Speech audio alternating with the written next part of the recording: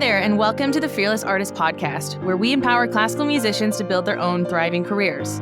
I'm your host, Michelle Lynn, and together with Deanna Petre, we teach artists to conquer the entrepreneurial side of their careers and create the futures they want.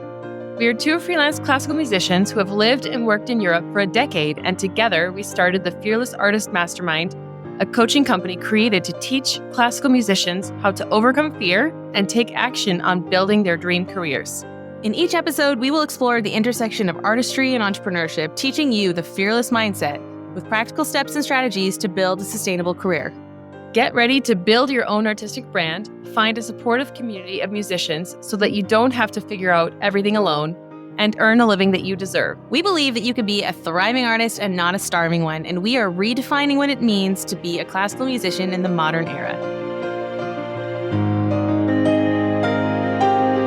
Hey everybody, and welcome back to the Fearless Artist Podcast. My name is Michelle Lynn, and I'm your host today, and I am thrilled to have my friend Anni Grid. Did I say that right? Almost. Anni Grid. She has the most beautiful musical name. She is better known as Anni Grid on the socials, and she is a queen of memes and teaching musicians how to use social media to promote themselves, get visibility, and ultimately, I think, gain more opportunities and money. Because that's why we want to be on social media, right, musicians? We're not out there to look cringe. We're out there to get more work. So Anni, welcome. I can't wait to dig in with you today. Thank you so much for having me. I'm super excited. Yes, great. So I would love to hear a little bit about you. I was asking you just before we started recording, you are Finnish, and maybe that's where you get your amazing sense of humor. You're married to a Brit and you live in Hungary. So if you want to give us like a quick synopsis of that whole world.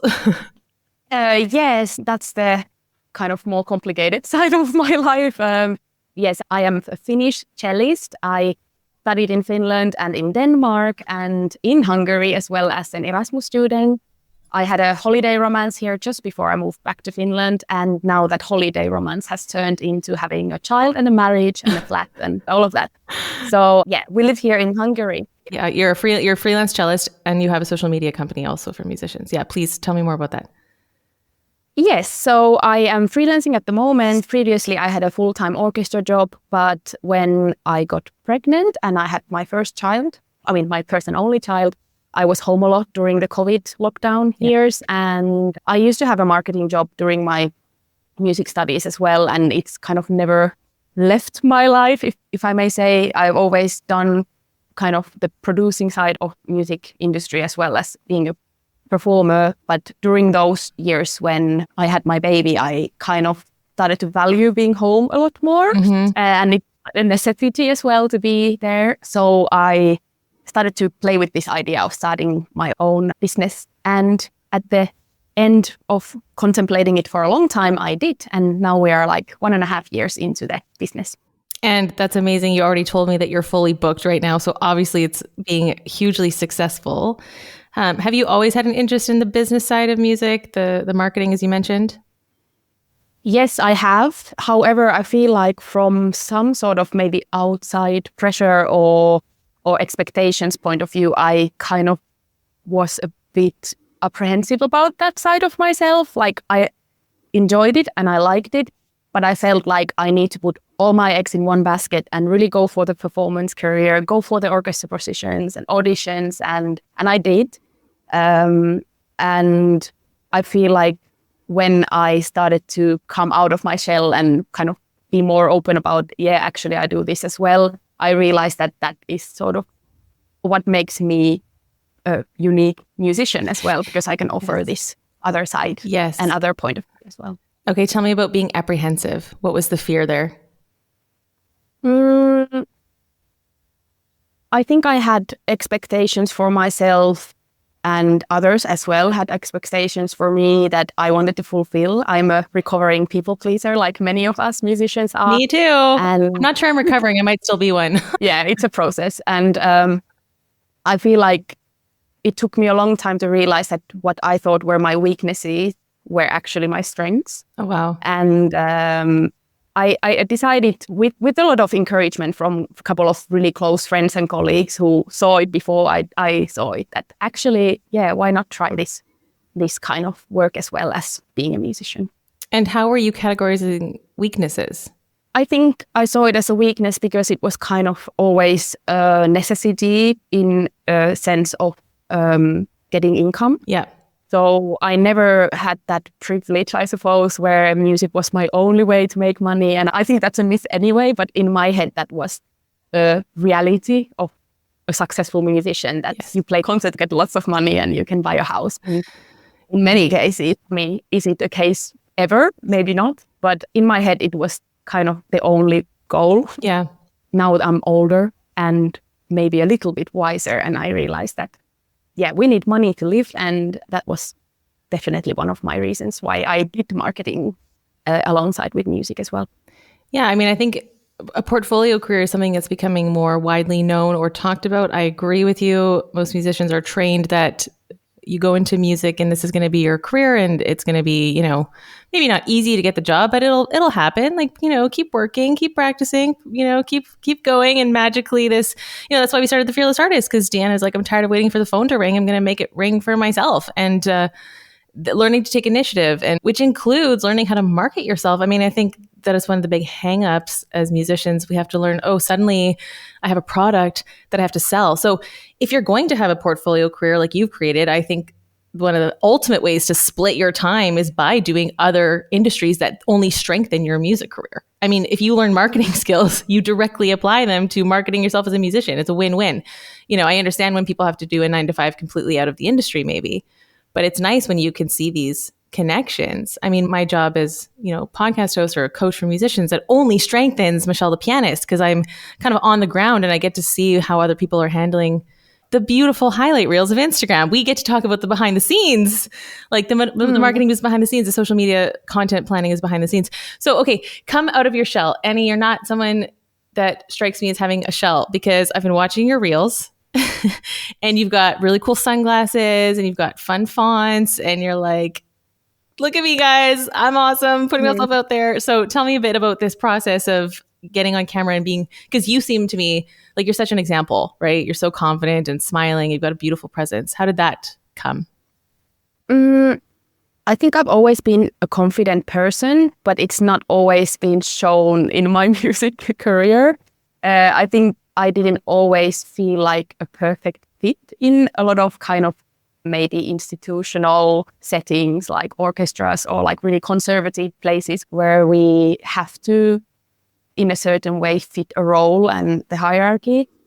But when I created this space, Anni Grid, I, from the get-go, was thinking that this has to be 100% me, 100% authentic, and I cannot hide anymore because it's kind of like all in, or it's not worth it for me, because the shame and the kind of fear kept me from doing it for so long that I thought that now that I'm doing it, why not be there as myself within healthy boundaries? This is the first thing that I talk to every single client of mine. Like, you have to have really clear boundaries of what you are willing to share online. What are the safety measures you're taking? Are you posting in real time? Are you willing to share your location, for example, or your family? Are you willing to share medical things or things like this? So I have really super clear boundaries for myself. And online, you only see like a little tiny bit of Anni. And I'm a lot more than that outside of it, obviously, like everybody else is too. But those clear boundaries make it for me easy and effortless to make content, because then I know that I am safe. I'm willing to put it out there. I'm not embarrassed about it. If somebody doesn't like it, or I get a hate comment, or some of my friends or colleagues thinks it's stupid, it's fine, because it's not for them. Oh, wait. You gotta say that again. Okay. If somebody says something mean to you. Yeah, if somebody says something mean to you, it's fine. I don't even bat an eyelid, because it's not for them. Yeah. It's not for this person who doesn't get it. It's for the people who get it. And we do get that vulnerability hangover. I do have it, honestly, all the time, every day.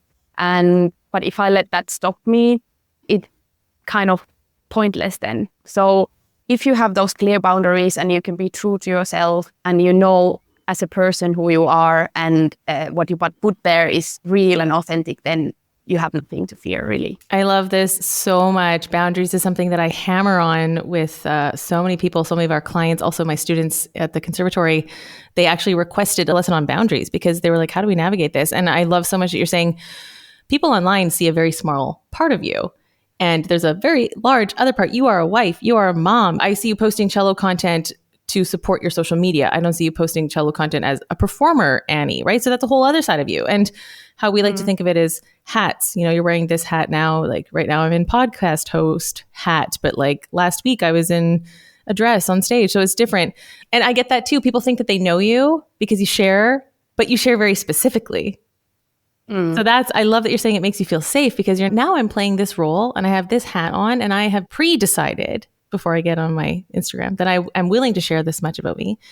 You know, I know Deanna has very strict boundaries, no kids, no husband on her stuff. And it's led to some good conversations with people because then it gives them the permission to share because we're asking you. And another great way to think of it is the stage version of you, just put that on Instagram.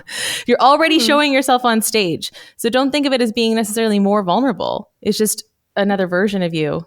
Definitely. And I think like if you think about social media and kind of the user experience of social media, what is popular or even trending at the moment is personal stories, story times, authenticity, like really these kind of real life people who you can relate to.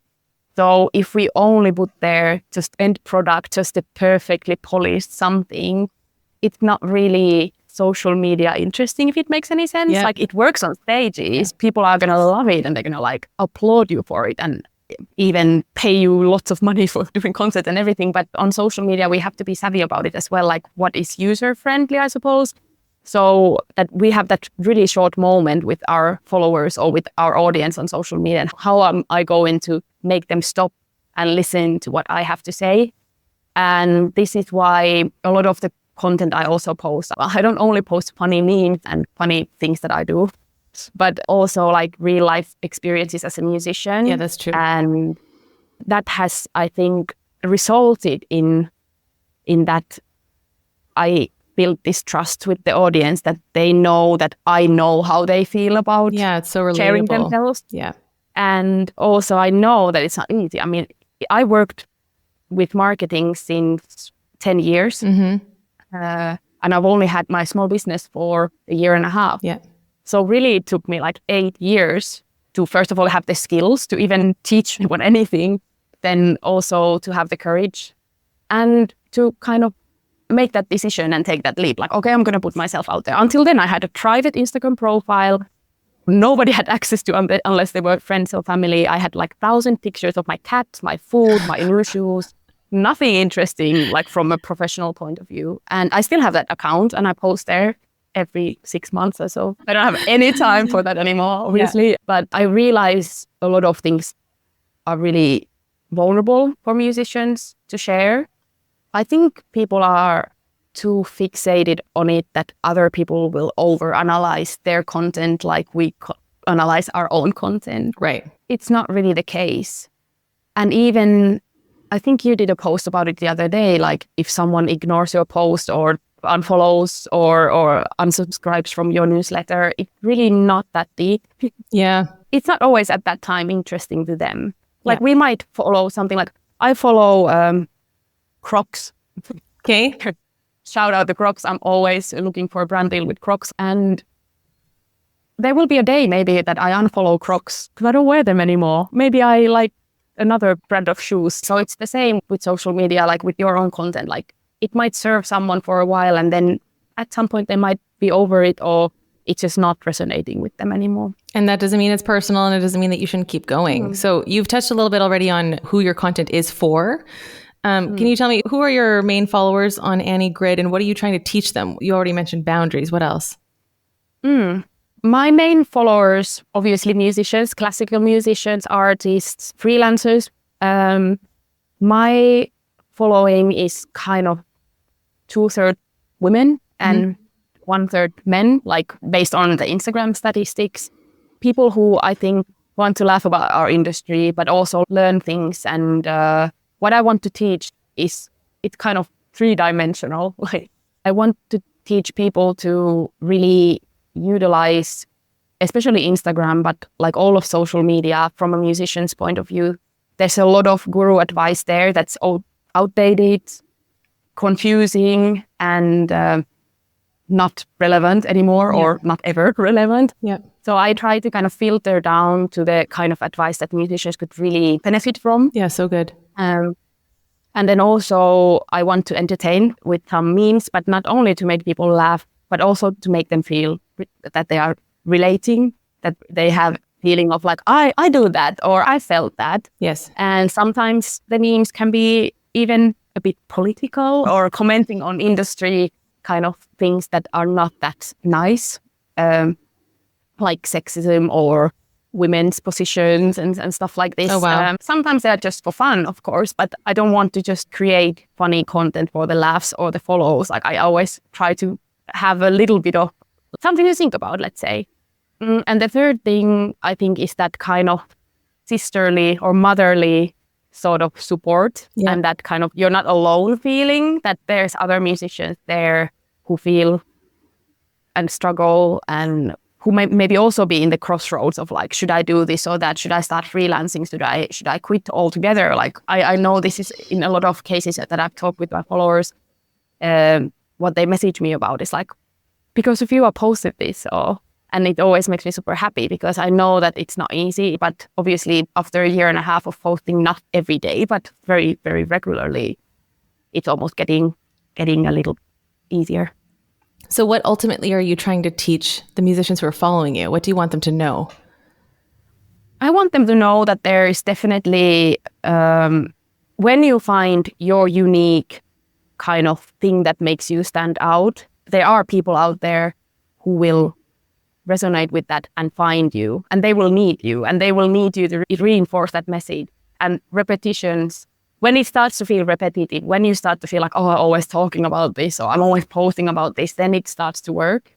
And then people start to remember you, and then people will start to kind of have, again, that trust that, oh, this person's consistently coming to my feed, talking about these things, or showing their progress, or showing where they play, or if they offer, I don't know, yoga for musicians or something, and you're really into that, then you're like, okay, yeah, this person, I trust them because they know what they're doing and they're consistent with what they're offering. So you're ultimately creating a pathway for them to offer something so that... So that they can convert those kind of Instagram numbers, followers, into something that brings them income and brings them possibilities. And I love it with my clients. I'm super happy when I get, again, like the messages of, you know, I got invited to be in a jury of a competition because of this post, or, you know, got this brand deal, like, thank you for helping me with this brand deal, or something. And yeah, it is the ultimate goal at the end of the day that we can sort of, with our music and with our expertise, we can like utilize it and get possibilities, opportunities to make more income. So ultimately, I hear a lot of different things, but you're teaching musicians to create a portfolio career based on their own uniqueness and their socials as the medium to reach that audience. Yes, and not only individual musicians. I work also with music festivals and orchestras and different kind of music organization. So I do, for example, trainings, coaching, workshops where I show like the best social media practices, for example, so that they can reach their audience, whether it's for ticket sales or whether growing their newsletter, whatever their goal is. So the work that I do obviously depends on the client, but there's individuals and organizations as well. That's so good. I didn't know that. So you mentioned brand deals, you mentioned being a jury on a competition. What are some other things that your clients have achieved as a result of putting themselves out there and posting consistently?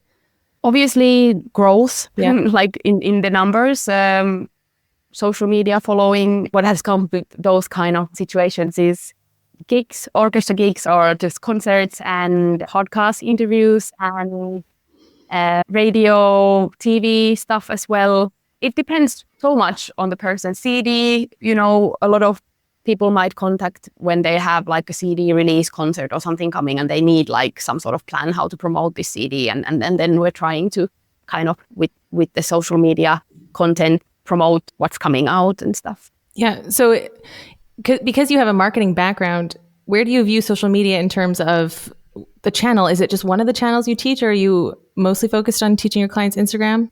I mostly focus on Instagram, but I do have clients who are more like, let's say, on TikTok, or a couple of them more on YouTube.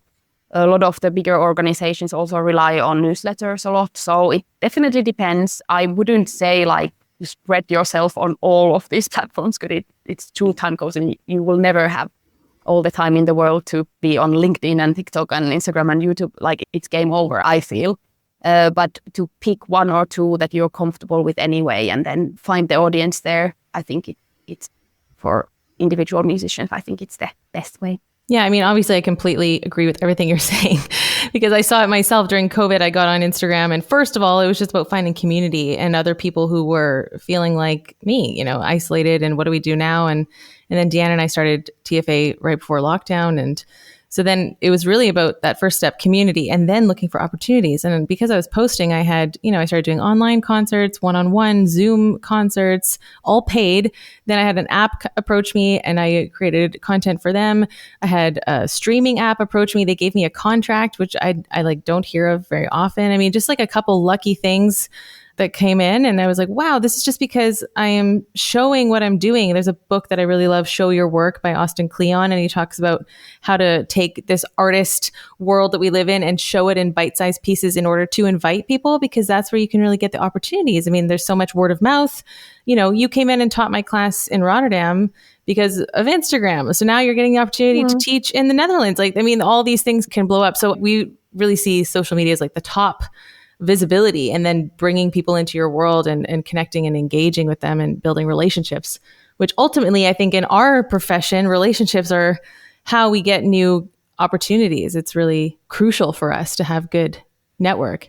Definitely. I, by the way, love that book as well. Is it Show Your Art or Show Your Work? Show Your Work, yes. Yeah. It's a great book. And I again, agree with you completely. And I feel like one of the struggles that musicians have from starting, and I must agree, I maybe had that at some point as well, is that, I don't have the numbers yet, or my likes are not this or that, and I just want to say that when I had 200 followers, or maybe not even 200, maybe it was under 200 followers, I booked my first client from Instagram who sent me a message that I want to hire you.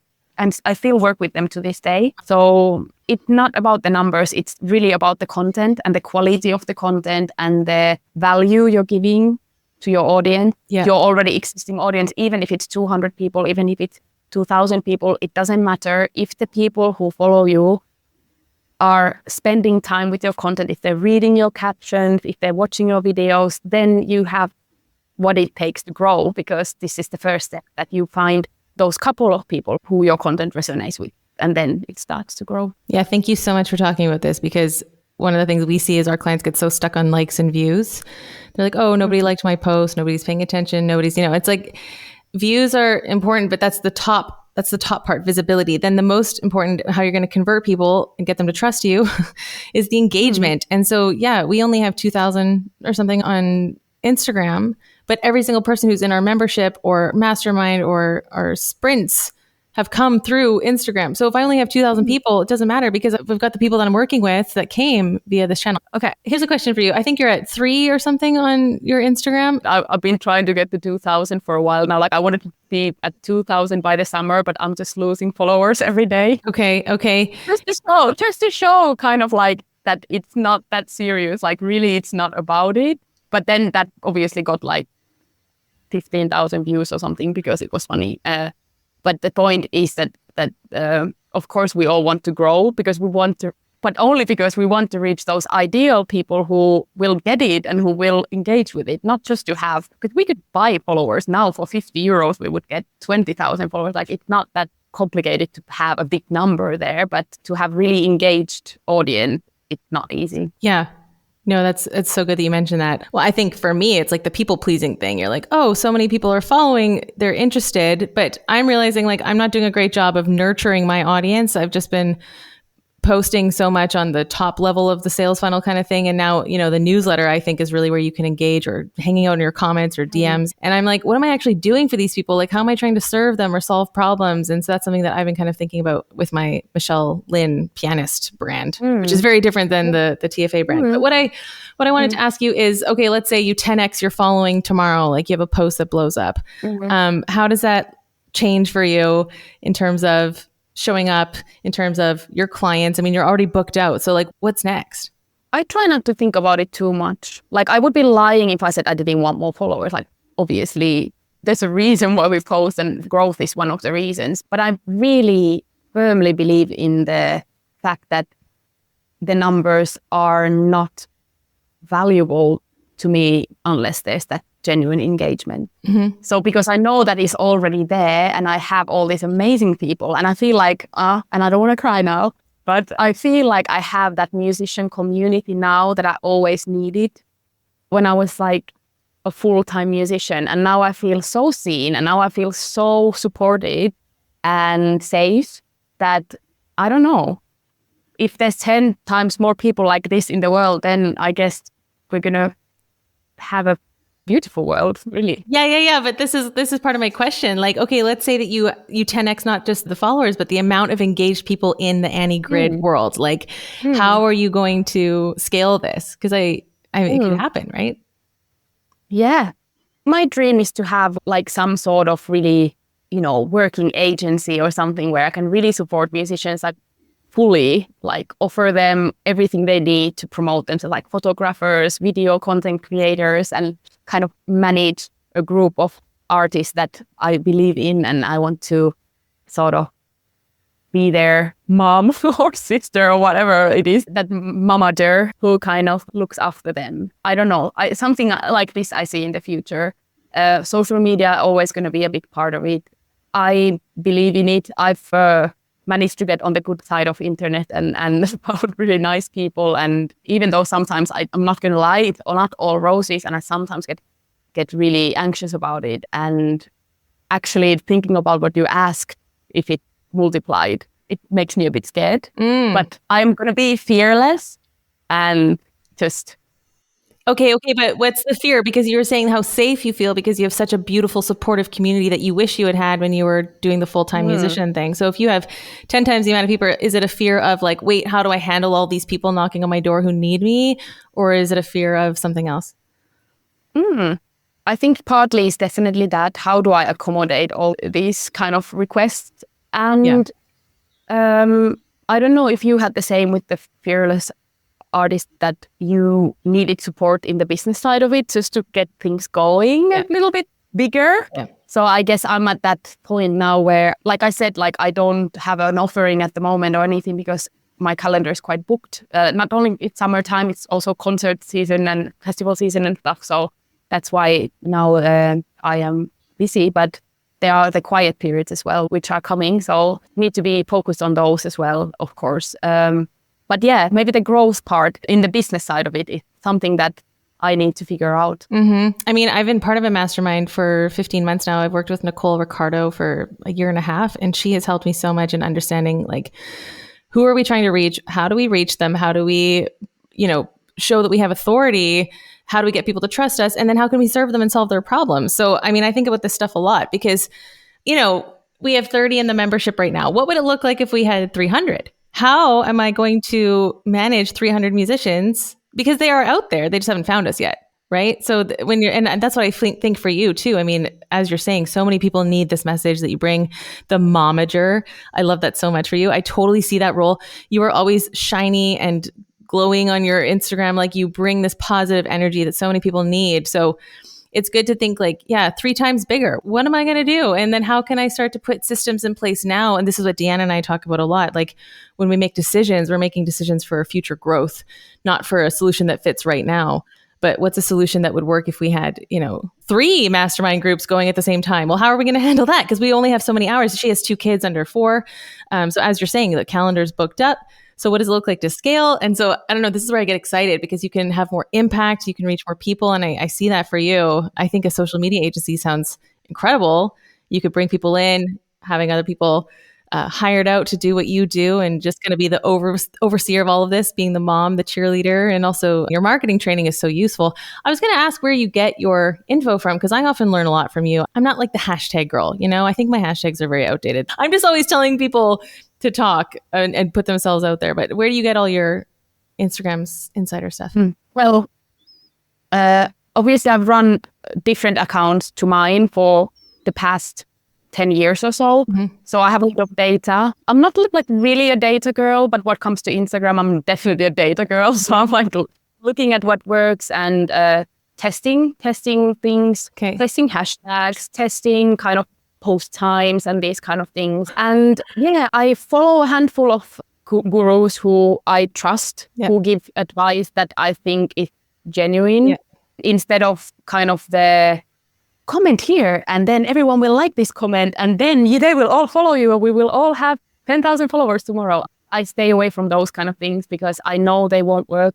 I've tried them in the past, like not that specific one, but giveaways and things like this that might quickly grow your account, but then the engagement is not there and then the organic growth kind of stops oftentimes. So my information is from couple of accounts. 2 of them are in Finnish, so sorry for the listeners who don't. Oh, Finnish. Oh no. Well, this is why you have such good info. Yeah, I have all the secret info from the Finnish gurus. As well as there's a newsletter called The Social Juice that has like kind of the very recent social media updates. There's a girl who I follow called Girl Power Marketing who has really relevant, like really now advice that's not outdated. She's super inspiring to me. I feel like whatever she posts seems to work. So I do take her advice oftentimes. And then you just have to find what works for you. Yeah. If I tell to you that memes are great and you should make funny videos where you wear funny sunglasses, it might not work. You know what I mean? So if your thing is not being funny, then don't try to be funny. If your thing is not to talk about healthy eating habits for musicians or something, then it's not your thing. But really, again, I think to stand out, you need to find that one unique selling point for yourself that will make you stand out. Because if you just do and repeat what everyone else is doing, it's going to just get lost in the mass of posts because there's like 2 billion users. Yeah, you're right. So how do you advise your clients to find that unique selling point? Because that question tormented me for years. I was miserable. I'm like, I don't know what's special about me. I'm a pianist. I play the same pieces everyone else plays. Just like pick me and give me the concert. It can be something super random. Like I talk with clients and usually what we start with is like a let's get to know each other chat. And often in those chats, they say something, for example, that, oh, I love like 60s dresses or something. And then I'm like, we're gonna show them like what? Like play wearing those then or like, something that really makes you stand out in social media, let's say, that visually catches the eye. I think, like I said before, it's often one of those things you want to hide. Like in my case, I wanted to hide the fact that I was a marketing person. I wanted to just be a traditional musician and everyone sees me like a cellist and in the orchestra playing. And I wanted to be perceived as that. I thought that I had made it when I was perceived as that. Yes. And then when I realized that this side that I've been hiding might be my thing, I think that's when the door opened for a lot of possibilities for me. The side that you've been hiding might be your thing. Okay, so for all the listeners listening, we need to ask them, what are you hiding? But within your healthy boundaries. Okay. Because I never would encourage anyone to kind of share something it can be uncomfortable, but something that will hurt that core of yours that you need to protect and have those, like you said, with Diana and myself, like we have strict family boundaries. Yeah. I would never try to make money having brand deals with my daughter or something like that. Right. Would be totally like off limit for me. But for someone, it might be something that they are willing to do within their own boundaries. Yeah, and we see a lot of people who don't have boundaries. Like on TikTok, there's this huge controversy of a few major accounts with millions and millions of followers who use their small children. And now there's stuff coming out about a lot of, unfortunate things with what happens to those videos, where those videos go, that should never happen. So yeah, I really appreciate you hammering in these boundaries. So what's one thing that people can take away from all of what you've shared if you would give you a fearless action point? Hopefully I won't be repeating myself too much, but you can, because you've said so many great things today. The things that you feel are not worth showing might be exactly the things that are worth showing. Mm-hmm. So yeah, don't hide. Be proudly who you are, and the people who need you will find you. That's beautiful. That's beautiful. Well, I want to thank you for your time today. How can people find you? How can they work with you? Well, you're booked, but one day you might have some room in your schedule. So you can always message me on Instagram. So you can find me at Anni Grid, and you will find my website there in the link as well, or you can just go to annigrid.com. You could always send me a message at annigrid.com, and I'm really looking forward to hearing from anyone who's listening. And I think you have some great freebies on your website. I know one way is 20 ways to promote an event. I use that in my class at the conservatory. That was very helpful. Yeah, 25 free ways to promote your event. There's a promotional picture guide for musicians who are taking promo pictures. What else is there? There's like a weekly, like a monthly calendar for content ideas for this year. So you can find some ideas there. Lots of great stuff, lots of free ways that people can get started in this journey. And then, yeah, Annie, you're like one of the most gracious, kind people on Instagram. You reply to every comment. You're so funny. Oh my gosh, your weekly memes day, it comes out Wednesdays. I am cackling when I read these posts. And we reshare them everywhere because they're just so relatable. So thank you for what you do. Thank you for what you're giving the musician community. To everyone listening, if you enjoyed this episode, go ahead and screenshot it and share it to your stories and tag Anni Grid and tag The Fearless Artist. You can also leave us a review. That really helps to push out the podcast. And yeah, Annie, thanks for your time. And we're going to have a shared meme collab come out soon. So I'm looking forward to that. And hopefully I get to meet you soon one day in real life. That'd be great. That would be really nice. Okay, everybody, you have what it takes to build the career of your dreams. So we finish with Be Fearless. Thank you for listening to the Fearless Artist podcast. If you found today's episode inspiring, hit that subscribe button and don't forget to share this podcast with a friend. To join our membership or one of our coaching programs, visit our website at thefearlessartistmastermind.com. This episode was produced by Pokey Huang at PH Media Studios in New York City. We're Deanna and Michelle, encouraging you to create your own opportunities and to go after what you want. You have what it takes to build the career of your dreams. Until next time, be fearless.